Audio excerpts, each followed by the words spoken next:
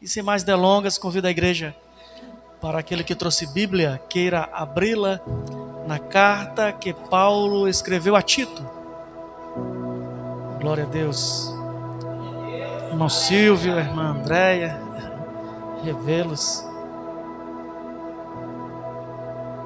Glória a Deus. A irmã Maria. A Maria Foguinha, a gente conhece, né? Aleluia. Glória a Deus. Os demais irmãos. Carta que Paulo escreveu a Tito. Nós estaremos esses dias, semanas, eu preguei já em Tito, culto de jovens lá na Varjota, sábado passado, e ao receber o convite do pastor Vance, Deus me levou outra vez a esta carta, a carta de Tito, a carta que Paulo escreveu a Tito. Começaremos a partir do capítulo 1, e peço que a igreja não feche sua Bíblia. Estaremos caminhando aqui por alguns versículos. São apenas três capítulos. É uma carta que se lê rapidamente, e nós estaremos lendo. Quem achou pode dizer amém. E o tema dessa mensagem é colocando as coisas em boa ordem. A partir do capítulo 1, a partir do versículo 1.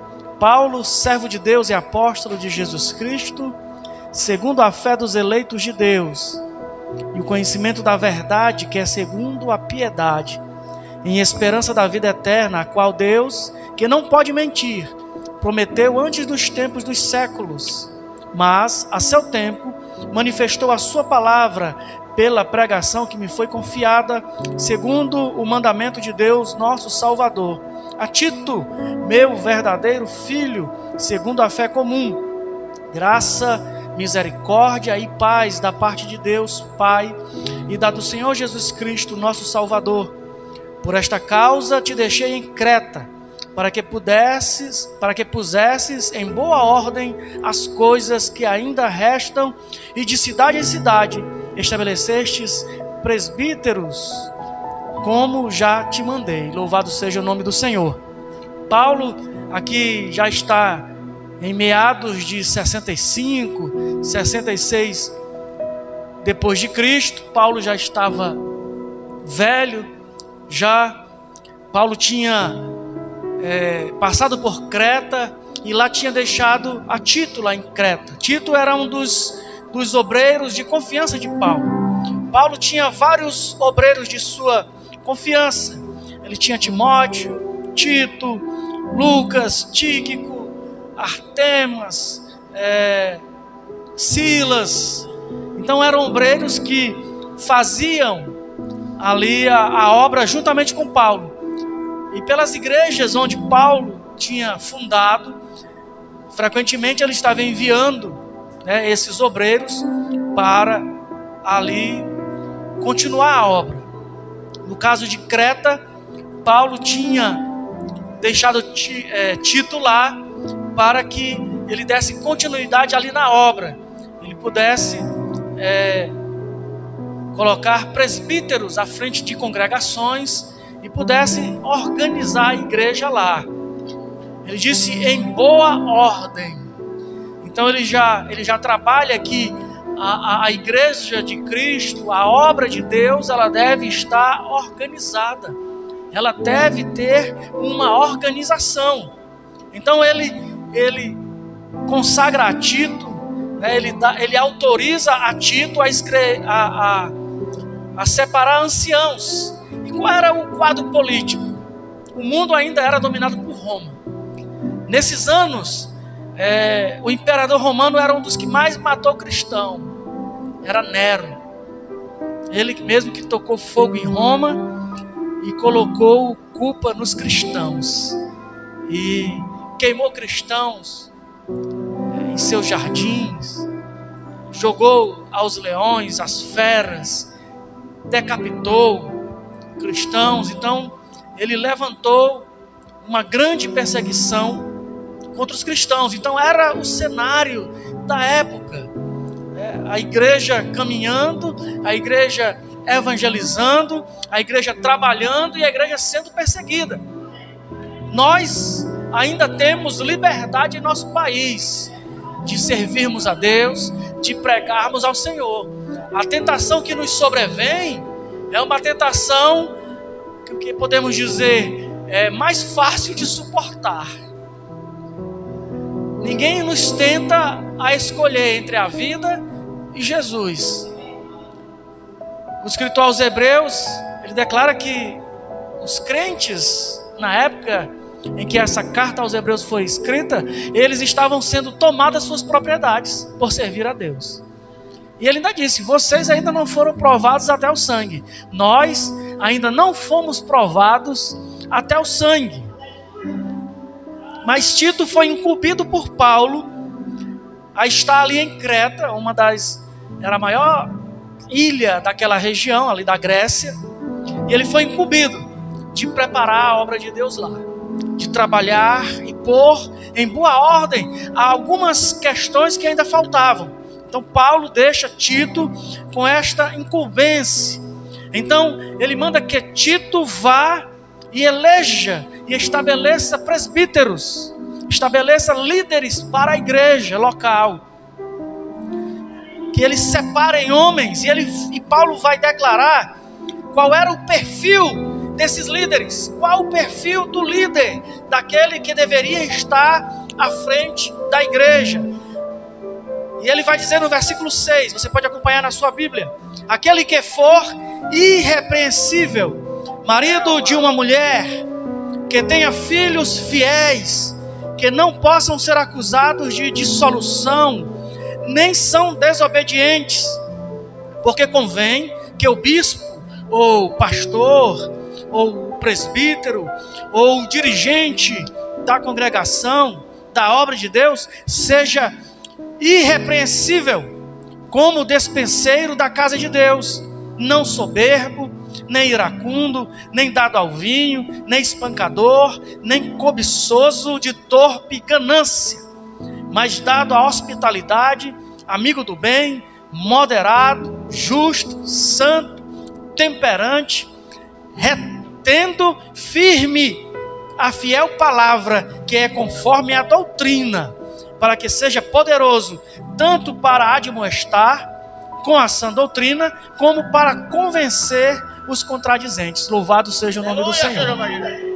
Graças a Deus.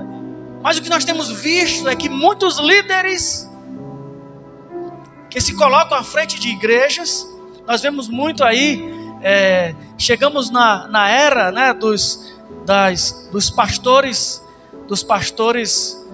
de internet, pastores de redes sociais, de profetas de redes sociais, e muitos têm seguido esses pastores, muitos têm seguido esses ditos profetas, esses líderes que se colocam como líderes espirituais da igreja. E muitas vezes os crentes que estão seguindo, que são seguidores das redes sociais desses líderes espirituais, desses pastores, não vão à Bíblia e não vão conhecer a vida desses líderes espirituais para saber se eles estão realmente em conformidade com a palavra de Deus. Porque para liderar o povo de Deus, existe um padrão. Existe um padrão estabelecido por quem? Pela palavra de Deus. Aleluia. Será que esses líderes que se apresentam a nós aí fora, eles são esses homens? São homens como está escrito na palavra de Deus? Que realmente eles são irrepreensíveis? Porque o que nós encontramos são pastores e muitos líderes aí fora que já estão no segundo, no terceiro, no quarto casamento, que os filhos não são obedientes, que pregam por torpe ganância. Olha que aí, olha o que diz no versículo 8, que ele tem que ser, versículo 7, que ele não pode ser cobiçoso de torpe ganância. E há muitos que quer uma profecia, manda o Pix. E tem muitas pessoas que mandam o Pix. Tem muitas pessoas que pagam para receber uma palavra, para receber uma profecia, e tendo a maior profecia de Deus, que é a palavra de Deus, em suas mãos, e não abre.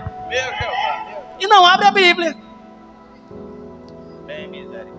E não abre as Escrituras para ler. Então existe um padrão moral, existe um padrão ético, existe um padrão de conduta para aquele que quer estar à frente do povo de Deus. Existe uma doutrina a se seguir, e conforme a palavra de Deus. E Paulo já escreveu a Tito, para que Tito tomasse conta da obra, e ele tinha autoridade para eleger esses homens. Homens que tivessem essas qualidades, que fosse santo, temperante, retendo firme a fiel palavra, que é conforme a doutrina. Nós encontramos pessoas que estão deturpando a doutrina, como a doutrina da ceia. A ceia do Senhor é uma doutrina. A ceia do Senhor não é assim uma simples reunião. Não, é um mandamento de Jesus. Ele disse: fazei isto todas as vezes que vos reunides em memória de mim. Fazei. Então dizendo que qualquer um pode participar da ceia. Pastores de renome aí dizendo: não, todo mundo pode participar da ceia. Qualquer um pode participar da ceia. Até quem diga que Judas participou da ceia. Mas quem se lembra, quem lê a Bíblia, Judas estava na ceia, mas quando ele pegou o bocado molhado de Jesus, aí Satanás entrou na vida dele, porque ele estava comendo de forma indigna. Jesus deu aquele bocado molhado para ele, porque Jesus era amigo dele, mas naquele instante ele estava preparado para trair Jesus. Ele iria trair Jesus, e tinha rompido essa aliança de amizade com Jesus, e ali ele tomou o bocado, ele pegou um pedaço de pão de Jesus, e naquele instante de falsidade dele, Satanás entrou na vida dele. Aqueles que comem e bebem indignamente, cuidado, Satanás vai entrar na sua vida. Você está fora. Estão banalizando a doutrina e várias outras doutrinas, porque há muitos, versículo 10, porque há muitos desordenados, faladores, vãos e enganadores, principalmente os da circuncisão. Havia um problema, porque os judeus convertidos, eles queriam que os gentios obedecessem à lei, guardassem o sábado, guardassem algumas comidas, não podiam comer alguns alimentos segundo a lei, as festas da lei, os preceitos da lei. E a lei já foi cumprida por Jesus. Nós não somos mais aprisionados por isso. Há seitas aí que diz: se você não guardar o sábado, não tem a salvação. É Jesus e o sábado. Não basta só Jesus. Mas não está isso na palavra de Deus. Jesus, foi Ele que morreu por nós, aleluia. Ele ressuscitou o terceiro dia. Para quê? Para nos dar a vida eterna. Para nos dar a vida eterna. E um sábado, um dia da semana, não irá nos impedir de alcançar a salvação. Mas tem seitas que dizem: se você não guardar o sábado, você não irá para o céu. O sacrifício de Jesus não adianta de nada se você não guardar o sábado.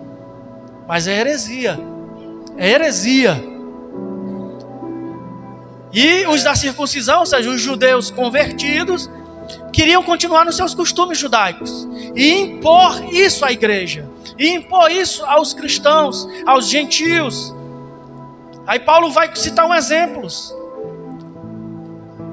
e ele vai dizer para Tito: porque há muitos desordenados, faladores, vãos e enganadores, principalmente os da circuncisão, aos quais convém tapar a boca, homens que transtornam casas inteiras, ensinando o que não convém por torpe ganância. Olha aqui a ganância de novo. Pregadoras envolvidos em escândalos, porque são comprados para pregar. São comprados 100 mil, 40 mil reais, uma noite, viu? Aí se o pregador pega 10 noites, é 400 mil reais por mês, para pregar para aquilo que eles são comprados, por torpe ganância. Já existia nos dias de Paulo, existe em nossos dias. E como é que nós podemos separar estas pessoas? Através das Escrituras, através da leitura e da compreensão das Escrituras. Existe um advento aí, depois do celular, e pesquisas foram feitas de pessoas que andam na rua, né, tão vidrada no celular que elas esquecem o que está em sua volta. Aí pessoas são atropeladas, pessoas sofrem acidentes, em casa, no trabalho, na rua, por conta da visualização da tela do celular. Se desligam totalmente do mundo. Seria bom que nós, crentes, fôssemos assim com a palavra de Deus. Estivéssemos tão ligados à palavra de Deus, que nos ligássemos do mundo aí fora. No sentido desta corrupção mundana, desse sistema mundano, que estejamos com os nossos olhos vidrados na palavra de Deus, na busca incessante pela palavra de Deus. Aí Paulo vai dizer, versículo 11, um deles, seu próprio profeta, disse: os cretenses são sempre mentirosos, bestas ruins, ventres preguiçosos. Este testemunho é verdadeiro, portanto, repreende-os severamente, para que sejam sãos na fé. Então Tito tinha esta missão de combater estas heresias, repreendê-los, não dando ouvido às fábulas judaicas, nem aos mandamentos de homens que se desviam da verdade. Aleluia! Incrível que na época de Paulo, eles queriam colocar fábulas, histórias judaicas no meio do evangelho, superstições judaicas. E hoje, nos neopentecostais, existem essas superstições. É a água do Rio Jordão, é o óleo da azeitona espremida lá no Jardim das Oliveiras, é o vinho consagrado, é o óleo, é o sapato, é a tigela, é a água. Que é isso? Vamos nos ligar à palavra de Deus. Estes sinais seguirão aos que crerem em meu nome de Jesus. Sinais acontecem sim, em nome de Jesus. Ah não, mas porque Paulo fez uma vez. Certa vez Jesus fez lá a laminha com a saliva. Mas isso não é doutrina. Ele não ensinou, olha, quando vocês forem orar por alguém, vão lá, cuspam na terra, façam uma laminha e passe no enfermo. Jesus não ensinou isso. Jesus disse, aos que crerem em meu nome. Aí sim, é doutrina. Quando nós vamos orar por alguém, não é para passar água na cara, não é para jogar água. Só o presbítero vai ungir com óleo. Isso é doutrina. O presbítero. Aí tem irmãos, tem até irmãs, querendo ungir com óleo. Não é doutrina. A doutrina é presbítero. E não é o óleo que vai curar o enfermo. Ungirás com óleo e a oração da fé salvará o enfermo. Aleluia. Salvará o doente. Então vamos tomar cuidados para não sermos cristãos supersticiosos. Supersticiosos. Não dando ouvido às fábulas, pois estes se desviam da verdade. Todas as coisas são puras para os puros, mas nada é puro para os contaminados e infiéis. Antes, o seu entendimento e concupiscência estão contaminados, porque eles diziam, não comam essa comida, não comam este alimento, porque vai contra a lei de Deus. Então, tudo era contaminado. Os alimentos, eles queriam trazer o peso da lei para os cristãos. Mas o Senhor disse para Pedro: Pedro, não torne imundo aquilo que eu já purifiquei. Não, Senhor, esses animais eu não vou comer não, são imundos. Esse não torne imundo aquilo que eu já purifiquei. Desce e vai lá na casa do centurião Cornélio, porque eu estou mandando você. Desce, vão chegar umas pessoas aí, uns homens aí te procurando, e você vai com eles. O sangue de Jesus, ele tem o poder de purificar, aleluia. E eles queriam colocar essa carga, pois o que eles eram? Eles confessam que conhecem a Deus, mas negam-no com as obras, sendo abomináveis e desobedientes e reprovados para toda boa obra. 5 vezes aparece este termo, toda boa obra, para a boa obra. Nós fomos chamados para a boa obra, fazermos a boa obra. E que boa obra é esta? O nosso testemunho, não só a caridade ao próximo, mas o nosso testemunho como servos de Deus irrepreensíveis. Mas e estas questões morais e éticas é só para o pastor? Não, para cada um cristão. Nós levamos o nome de Jesus.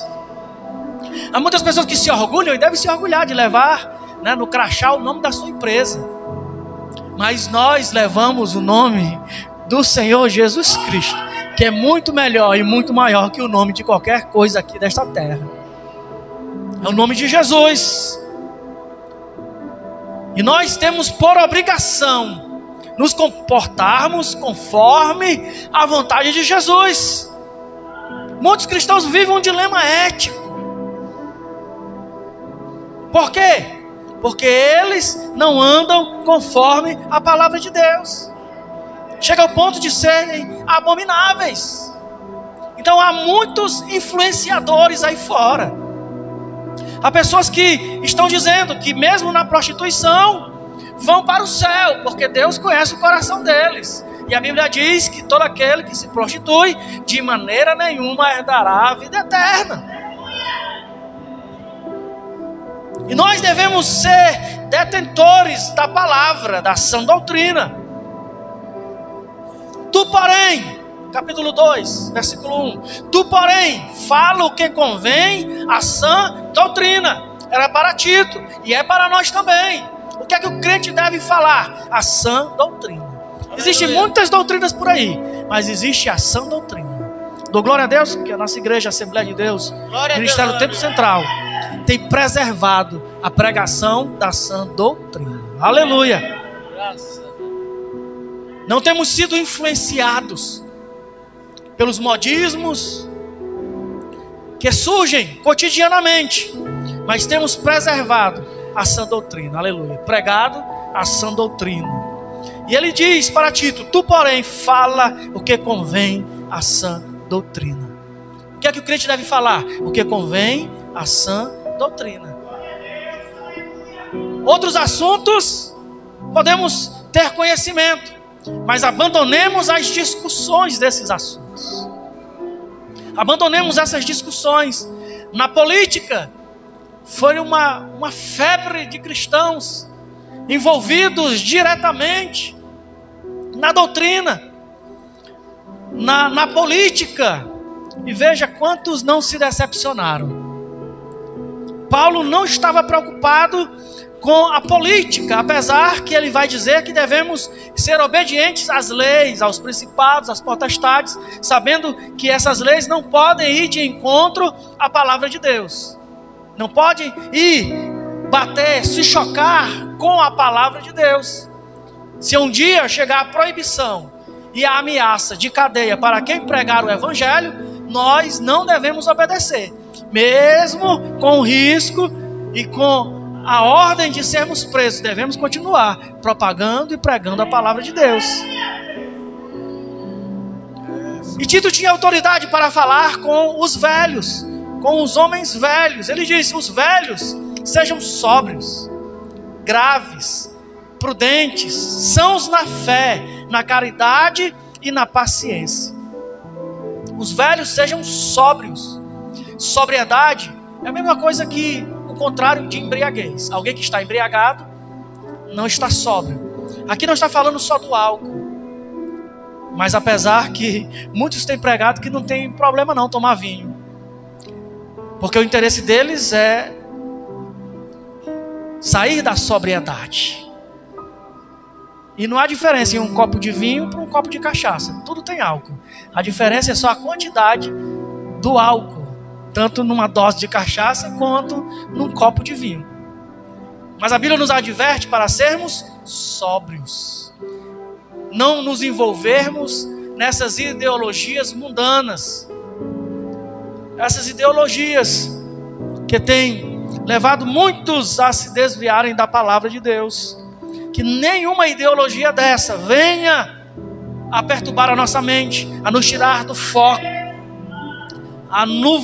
colocar nuvens na nossa mente, mas que sejam sóbrios, prudentes, respeitosos, sãos na fé, no amor e na paciência. Fala das mulheres idosas também. Tito, você tem autoridade a falar com as mulheres idosas, que semelhantemente que sejam sérias no seu viver, como convém às santas, não caluniadoras. Misericórdia, até no tempo de Paulo tinha umas irmãs, umas senhoras idosas que gostavam de falar mal dos outros. Misericórdia. Que não sejam caluniadoras. Tito, fale para elas, deixa a vida dos outros em paz. Não levante calúnias. E que não sejam caluniadoras, a serem prudentes,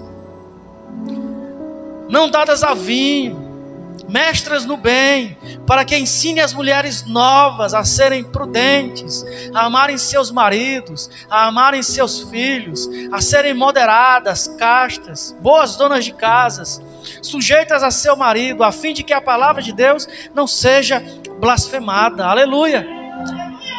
Do marido, ele tem uma grande missão de amar a esposa como Cristo amou a igreja, de tal forma que deu a sua vida por ela. Que grande missão é a do esposo. E a da esposa está aqui, conforme a palavra de Deus. Mas há ideologia, uma ideologia do feminismo, que é contra e radicalmente contra os ensinamentos da palavra de Deus. Essa sujeição ao seu marido não é uma escravidão. Então as mulheres idosas, as irmãs de mais experiência, têm esta obrigação pela palavra, né, de ensinar as irmãs mais novas, as jovens, a serem mães, a serem prudentes, a amarem seus maridos, seus filhos, a serem moderadas, castas, que haja essa interação do mais experiente com o menos experiente, que nós realmente sejamos uma família, como a mãe que dá conselhos à sua filha,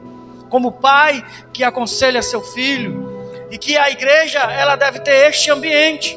Então Tito, ele foi lá para pôr em ordem essas coisas. E Paulo dá essas diretrizes através desta carta. Exorta semelhantemente os jovens para que sejam moderados. Calma, jovem. Vão devagar. Há tempo para tudo. Aleluia. Em tudo te dá, por exemplo, de boas obras. Exemplo na doutrina. Exemplo que na doutrina mostra incorrupção, seriedade, sinceridade. Tito, você tem esta responsabilidade. O crente não pode fugir da responsabilidade do bom testemunho. Linguagem sã e irrepreensível. O crente tem que ter uma linguagem diferente da linguagem do mundo. Quando nós éramos do mundo, o jovem falava em gírias. Os mais velhos no mundo, né, gostava de anedotas, vamos dizer assim, piadas imorais, palavrões. Mas agora, como servos de Deus, devemos ter uma linguagem sã e irrepreensível, uma forma de falar diferente da que está aí fora do mundo. O cristão deve ser educado, tratar bem as pessoas, para que o adversário se envergonhe. E não o adversário envergonhar o crente. E é porque é crente. Imagine se não fosse crente. É crente e a língua é desse jeito. Imagine se não fosse. Não tendo nenhum mal que dizer de nós, a igreja deve andar. O que eles podem nos acusar é de pregar a palavra, mas não de sermos corruptos com relação ao viver a palavra. Se vivemos a palavra, eles não vão ter o que dizer de nós. Eles podem até mentir a nosso respeito. Eles podem até nos caluniar.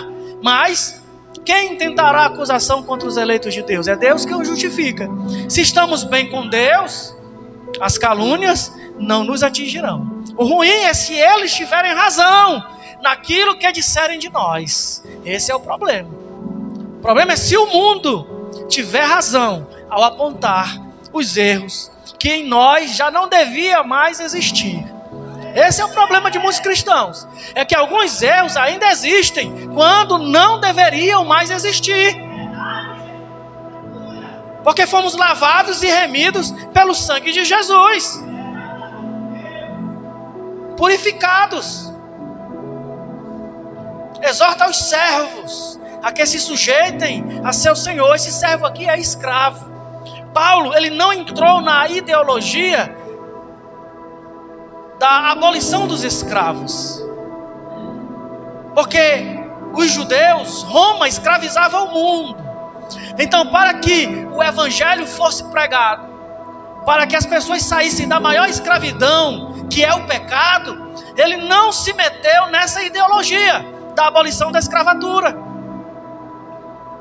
Não, ele não foi alguém que foi combater a escravidão. Não, a maior escravidão que ele estava combatendo era a escravidão do pecado.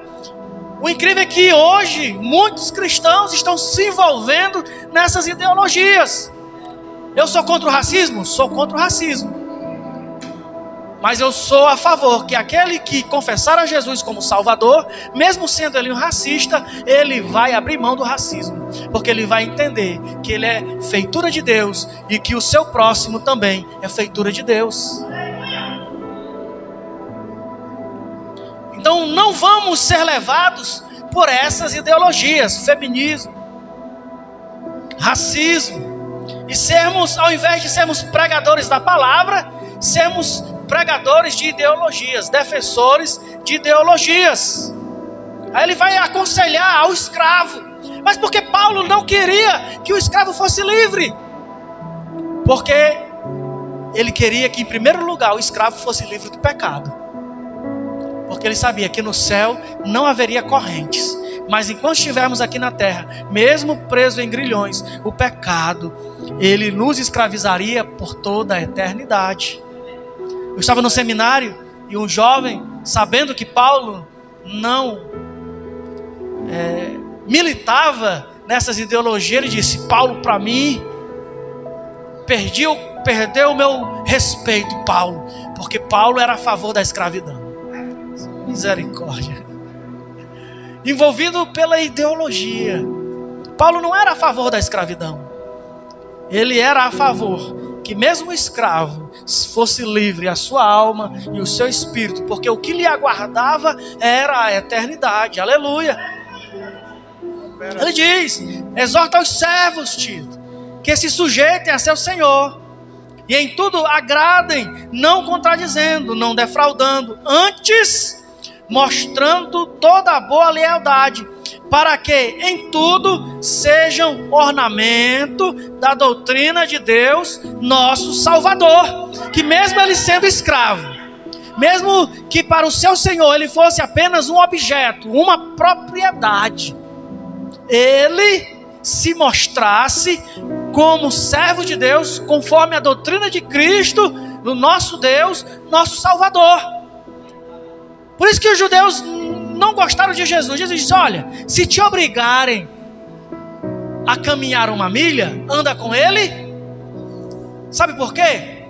Porque o judeu era escravo. Quando o soldado ou cidadão romano vinha, para chegar até a sua casa, e ele vinha com bagagem, ele poderia, em 1 milha, obrigar qualquer judeu a levar a sua bagagem. Não importa o que o judeu estivesse fazendo.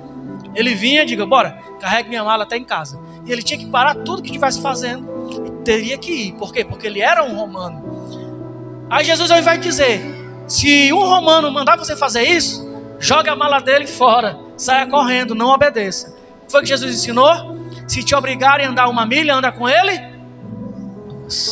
Jesus se meteu nessa história da escravidão, do Império Romano? Não. Mostre que você é diferente. Mostre que mesmo ele lhe obrigando, você é livre. Livre, livre. E vai com ele. Porque para você está reservada a eternidade. Aleluia. Ele pode até te escravizar agora, por pouco tempo. Mas você já é livre da escravidão do pecado. Aleluia. Só que não entendem, muita gente não entende. Versículo 11, porque a graça de Deus se é manifestado, trazendo salvação a todos os homens, ensinando-nos que renunciando à impiedade e às concupiscências mundanas, vivamos neste presente século sóbria, justa e piamente. Olha aí, quem é a graça de Deus que se manifestou? Jesus Cristo, trazendo o quê? Salvação a alguns homens. O calvinismo diz que é só aos eleitos. O calvinismo diz que é só aos escolhidos. É aqueles a quem Deus tem misericórdia e coloca o perdão, o arrependimento no coração. Aqui diz diferente. A salvação é a todos os homens, a toda a humanidade. A salvação é para toda a humanidade, mas para aqueles que creem. Aleluia, Senhor. Jesus foi crucificado para trazer salvação a todos os homens. E como nós devemos viver neste presente século? Que século? No nosso século, no nosso tempo. O que foi que Jesus disse para a mulher samaritana lá no poço? Eis que vem a hora, e agora é, em que os verdadeiros adoradores adorarão o Pai em espírito. Já nos dias daquela mulher, era o momento de adorar o Pai em espírito e em verdade. Qual é o momento que devemos adorar a Deus? Em espírito e em verdade. É agora. Como? No presente século. E como devemos viver no presente século? Em primeiro lugar, deixando e renunciando 2 coisas: a impiedade e as concupiscências mundanas. E o que é impiedade? É renunciando o ódio, renunciando os nossos próprios caminhos, vivermos pela nossa própria cabeça, nos conduzirmos a nós mesmos. E as concupiscências mundanas, todos os desejos que o mundo oferece e pode oferecer. Porque não existe mais idade para o pecado. Não tem mais idade para o pecado. O pecado hoje abarca, e sempre abarcou, jovens, adultos, velhos. Não há idade para o pecado. Se não vigiarmos, cairemos na tentação do pecado. Aí vivamos neste presente século de forma sóbria, enxergando, porque a palavra de Deus, ela nos liberta. Ela é colírio. O Senhor ofereceu lá à igreja da Ásia Menor, lá no Apocalipse, colírio para os olhos, para que eles pudessem ver. O Senhor nos dá colírio para vermos bem, para tirar todo engano da nossa mente. Aleluia, graças a Deus. Para que andamos de forma sóbria, justa e piamente. Esse piamente é se conduzindo no reino de Deus, nos conduzindo de forma correta, sermos verdadeiros cristãos, verdadeiros crentes. Aleluia, graças a Deus. Quando? Neste presente século. E depois, aguardando a bem-aventurada esperança e o aparecimento da glória do grande Deus e nosso Senhor Jesus Cristo. Jesus está voltando. Devemos viver esta expectativa que Jesus está voltando. Jesus virá buscar a sua igreja. Ah, mas o mundo aí fora descobriram um planeta e descobriram uma constelação. Não importa. Eles podem descobrir milhares e milhares de constelações. Jesus está voltando. O incrível é que quanto mais a ciência estuda, mais ela descobre as verdades da palavra de Deus. Foram fazer a pesquisa do DNA, do genoma humano, e foram fazer a regressão desse DNA, esse estudo, regredindo, e não chegou a nenhum macaco. Como diz, né, Darwin, que o homem veio do macaco, chegou não. Chegou a um casal de humanos, um homem e uma mulher. Em qual região do planeta? Lá na região da África. Viram? Nós viemos, toda a humanidade procedeu de um único casal, homem e mulher, lá da região da África. Louvado seja o nome do Senhor. Quem foi? Quem pode dizer? Quem era esse casal? Adão e Eva. Isso é ciência, viu? Comprovando o que está escrito na Bíblia. O que está escrito na Bíblia. E nós devemos viver este aguardar de Jesus. Por quê? Aguardando a bem-aventurada esperança e o aparecimento da glória do grande Deus e nosso Senhor Jesus Cristo, o qual se deu a si mesmo por nós, para nos remir de toda iniquidade e purificar para si um povo seu, especial, zeloso de boas obras. Aleluia! O que é que nós somos para o Senhor? Ele nos remiu para sermos o quê? Em primeiro lugar, um povo seu. Jesus se deu a si mesmo por nós, para nos remir de toda iniquidade e purificar para si um povo separado, um povo escolhido, um povo diferente, seu, não mais do mundo, mas seu, propriedade sua, especial. E qual é a característica deste povo? Zeloso de boas obras. Zelar pelo quê? Zelar pelo nome que nós carregamos, zelarmos pelo nome de Jesus Cristo, aleluia, na nossa vida. Há muitos cristãos que não zelam pelo nome de Jesus Cristo na sua vida, que dão mau testemunho na empresa, que dão mau testemunho no trabalho, que dão mau testemunho na vizinhança, e não sabem que eles levam o nome de Jesus Cristo, e por isso devemos zelar por Ele. Por quê? Porque Ele entregou a si mesmo por nós. Nós somos dele, somos um povo dele. Aí Ele fala para Tito: Tito, fala disto e exorta e repreende com toda autoridade. Ninguém te despreze. Capítulo 3. Quem está acompanhando diz amém. Amém. Bíblia aberta. Bíblia aberta. Em casa, leia de novo. E depois, leia de novo.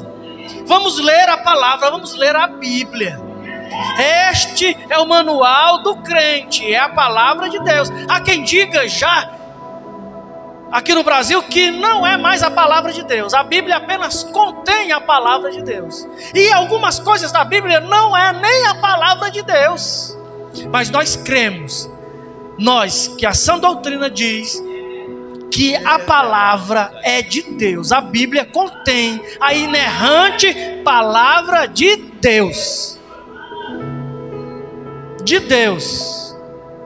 Admoesta-os a que se sujeitem, sim, aos principados, que ele pode dizer aos governadores, às potestades, aos prefeitos, às leis humanas, que eles obedeçam e estejam preparados para toda boa obra. De novo, boa obra. O crente tem que fazer boas obras, não só na área filantrópica, não só ajudar os outros, mas a boa obra é o seu viver.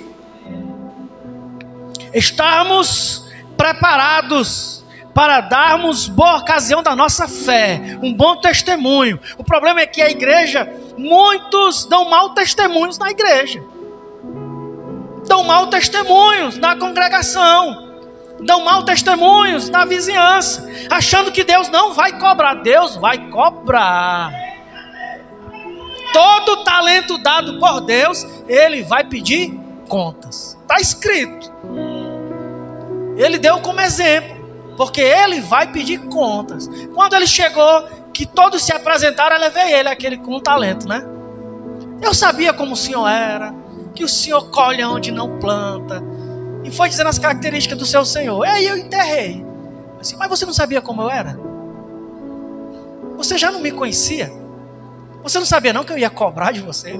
Antes você tivesse colocado num banco para render juros, tivesse emprestado a juros. Mas agora eu vou tomar o que você tem e vou dar o que tem mais. Servo mau e infiel. Imagina nós recebemos essa sentença do Senhor. Mas somos preparados para toda boa obra. Que a ninguém infamem. O que é infamar? É trazer uma má fama. Que nós não vivamos infamando os outros, levantando falso dos outros, levantando histórias sobre alguém. Nem sejam contenciosos. Tem gente que só quer levantar contenda na igreja, viu? Tem uns contenciosos. São bons de levantar contendas, mas são péssimos em trazer harmonia, em trazer união, em apaziguar. Estamos precisando crentes apaziguadores, modestos, mostrando toda a mansidão para com todos os homens. Porque também nós éramos no outro tempo como? Insensatos, desobedientes, extraviados, servindo a várias concupiscências e deleites, vivendo em maledicência, em malícia e inveja, odiosos, odiando-nos uns aos outros. Nós éramos assim, não somos mais. A Bíblia até diz, ireis, mas não pequeis, porque ficar com raiva vem de se ira, né? Alguém comete uma injustiça conosco, vem a ira. Alguém nos infama, inventa algo sobre a nossa vida que não é verdade, nós iramos. Mas qual é a atitude? É não pecar, é ser manso e esperar que Deus, que vê todas as coisas, Ele irá recompensar. Sabe por quê? Porque há uma lei imutável. De Deus ninguém zomba. Tudo que o homem plantar, isso ele vai ceifar, ele vai colher. São todos, é imutável. Então aguarde que aquilo que plantou contra você, Deus, no seu devido tempo, fará colher. Ele irá colher. Éramos odiando-nos uns aos outros, mas quando apareceu a benignidade e caridade de Deus, nosso Salvador, para com os homens, não pelas obras de justiça que houvéssemos feitos, mas segundo a sua misericórdia, nos salvou. Jesus fez o que conosco? Nós temos que andar como salvos em Cristo Jesus. Como é isso? É como aquele que está no aeroporto, já passou pelo embarque, já apresentou a sua passagem, já despachou as malas e está esperando só o portão se abrir para entrar na aeronave. O crente deve andar assim, o salvo deve andar assim. A qualquer instante a trombeta vai soar e nós vamos subir. Devemos estar preparados, pronto, porque Ele já nos salvou. Mas quando apareceu a benignidade e caridade de Deus, nosso Salvador, para com os homens, não pelas obras de justiça que houvéssemos feito, mas segundo a sua misericórdia, nos salvou pela lavagem da regeneração e da renovação do Espírito Santo, que abundantemente Ele derramou sobre nós, por Jesus Cristo, nosso Salvador. Aleluia! Ele derramou sobre a nossa vida de forma de gotejar, de forma abundante. Nós fomos lavados pela regeneração e da renovação do Espírito Santo. Isso é muito poderoso. O que é a regeneração? As crianças, os jovens, nós sabemos o que é a regeneração. Quando levamos um corte, nós observamos que aquele corte ele vai se fechando, a carne vai se unindo de novo, e as células elas vão se regenerando. os anticorpos vão agindo contra aquela inflamação. Aí de repente já cresce uma nova pele. E de repente não fica nem, alguns cortes não ficam nem cicatrizes, porque o seu corpo foi regenerado. Aquele lugar foi regenerado. E o que Jesus fez por nós, o que o Espírito Santo fez por nós, Ele nos regenerou. Nós estávamos feridos, chagados pelo pecado, e veio o Espírito Santo com seu poder e fechou essa ferida e não deixou nem cicatriz. Aleluia! E Ele nos renovou, nos deu forças novas.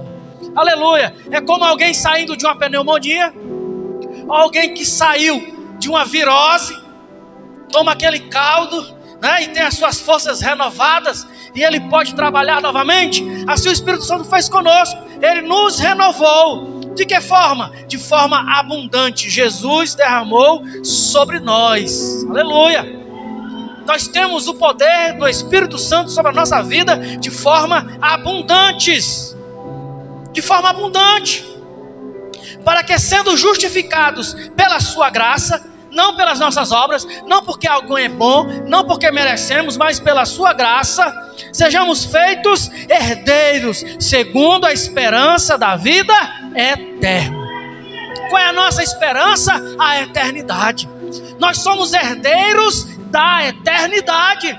Nós receberemos a vida eterna. Por um pouco mais de tempo estaremos ainda neste corpo carnal, perecível, que a qualquer instante vai se desfazer. Mas ele escrevendo, dizendo: se porventura este tabernáculo se desfizer, temos um edifício não feitos por mãos, eterno nos céus. Aleluia! O que nos aguarda é a eternidade. Aquilo que você tem de receber como herança é a vida eterna. Aleluia! Como não darmos o nosso melhor para Deus? Como não sermos o melhor crente desta terra? Aleluia! Às vezes as empresas botam promoções, né, para o funcionário do mês. Quem bater a meta, a produção, vai receber um bônus. Jesus também vai dar um bônus para o melhor crente do mês, para o melhor crente da semana, para o melhor crente do ano, para o melhor crente que se comportou nessa vida. Aleluia! Sejamos não só um bom funcionário, mas sejamos um bom crente. Aleluia! Sejamos o melhor crente desta igreja. Aleluia! Porque não servimos ao pastor, nós servimos com o pastor, ao Deus dono da obra. Aleluia! Ele está aqui à frente, é porque Deus o colocou. Assim como Tito foi enviado a Creta, ele foi enviado a esta congregação. E aqueles que estão com ele trabalhando nesta seara, e ainda são poucos os ceifeiros. Quem disse isso? Jesus. Roguem ao Senhor da seara para que envie mais ceifeiros, porque a seara é grande e poucos são os ceifeiros. Então nós somos herdeiros da vida eterna. E fiel é a palavra, que isto quero, que deveras afirmes, para que todos os que creem em Deus procurem aplicar-se às boas obras. Todos os que creem em Deus procurem aplicar-se às boas obras. Estas coisas são boas e proveitosas aos homens. Todos que creem em Deus devem o quê? Se aplicar às boas obras. Crente com obras más não vai para o céu não, irmão. Pode até enganar aqui por enquanto, mas vai perecer com os incrédulos. Mas não entres em questões loucas, genealogias e contendas, e nos debates a respeito da lei, porque são coisas inúteis e vãs. Ao homem herege, depois de uma e outra admoestação, evita-o, sabendo que este tal está pervertido e peca, estando já em si mesmo condenado. Não tem aquelas pessoas que nós vamos pregar e ele só quer zombar. Pronto, essa é a palavra, zombar. Olha esse crente, que Jesus morreu. Você prega uma vez, pregue duas, e se ele continuar na zombaria, evita, irmão. porque, segundo a palavra, esse tal está pervertido e peca, estando em si mesmo condenado. Mas se algum dia ele lhe procurar, aí sim, aí você pregue a palavra. Pregue a palavra. Insista na palavra. As considerações finais. Quando te enviar Artemas ou Tíquico, procura vir ter comigo a Nicópolis, porque deliberei invernar ali. Acompanha com muito cuidado a Zenas, doutor da lei, e a Apolo, para que nada lhes falte, e os nossos aprendam também a aplicar-se às boas. O que o crente tem que fazer? Boas obras, irmãos. Boas obras de vida, bom testemunho, como caridade também, nas coisas necessárias, para que não sejam infrutuosos. Aí ele manda aqui a saudação. Saúdam-te todos os que estão comigo. Saúda tu os que nos amam na fé. A graça seja com todos vós, amém, aleluia. Uma carta simples, mas de tão grande profundidade para as nossas vidas. Tito ensinou aos cretenses, e a palavra de Deus chegou até nós, e nos ensina hoje, aqui em Verdes Mares, hoje, neste presente século, hoje, em nossos dias, a nos apegarmos à palavra de Deus, e não sermos condenados com o mundo, para não sermos condenados com o mundo, e nos aplicarmos às boas obras, sermos o melhor crente que já pisou nessa terra, aleluia. Não o melhor pelos nossos próprios méritos, mas o melhor pelos méritos de Jesus. Por quê? Porque nós fomos lavados. Fomos o quê? Lavados. Vamos lá, 3 e 8. 3 e 8. A última parte. Nos salvou. Nos salvou. Vamos guardar, vamos citar todos nós. Essa última parte. 3 e 5. A parte B. 3 e 5. Vamos lá. Nos salvou. Todos nós.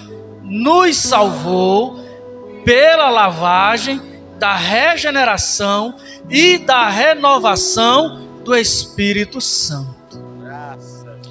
Eis a nossa responsabilidade. Se é que fomos salvos. Se é realmente que acreditamos que fomos salvos. Porque se fomos salvos pela lavagem da regeneração e da renovação do Espírito Santo, aí devemos ser crentes de boas obras. Que Deus nos abençoe em nome de Jesus.